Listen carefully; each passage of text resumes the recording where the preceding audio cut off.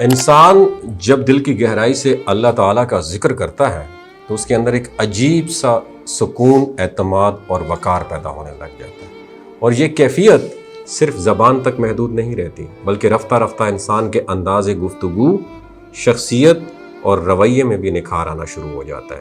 اچھا، بعض اہل علم اور بزرگان دین کے معمولات میں ایسے اذکار ملتے ہیں جنہیں وہ اپنے دل کی سکون، روحانی مضبوطی اور اللہ سے قرب کے لیے اختیار کرتے تھے۔ انہی میں سورہ کوثر کی تلاوت بھی ایک بہت بابرکت عمل سمجھا جاتا ہے۔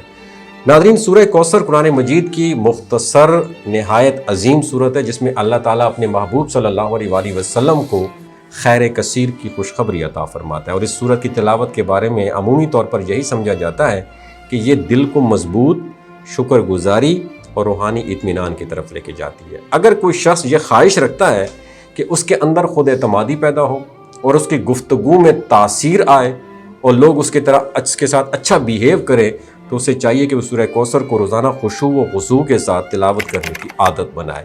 بہتر یہ ہے کہ وہ اس کی پہلی آیت کو دن میں کم از کم 700 مرتبہ تلاوت کرے، لیکن یہ یاد رہے کہ یہ کوئی لازمی یا قطعی تعداد نہیں ہے بلکہ ایک مجرب معمول کے طور پر بعض لوگ اسے اختیار کرتے ہیں۔ اصل اہمیت اخلاص، نیت اور پابندی کی ہے۔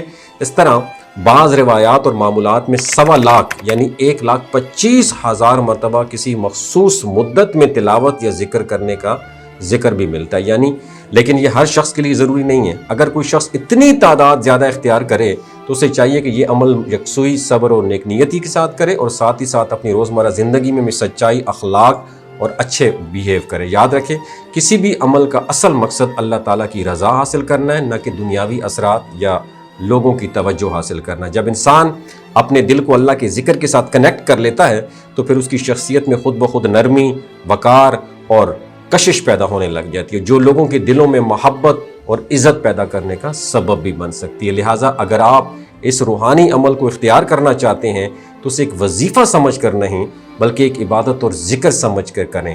نیت کو صاف رکھیں، دل کو خالص نیت کو صاف اور مسلسل استقامت کے ساتھ اس عمل کو جاری رکھیں۔ انشاءاللہ تعالیٰ آپ اپنی زندگی میں مثبت تبدیلی اور دل کا سکون محسوس کریں گے۔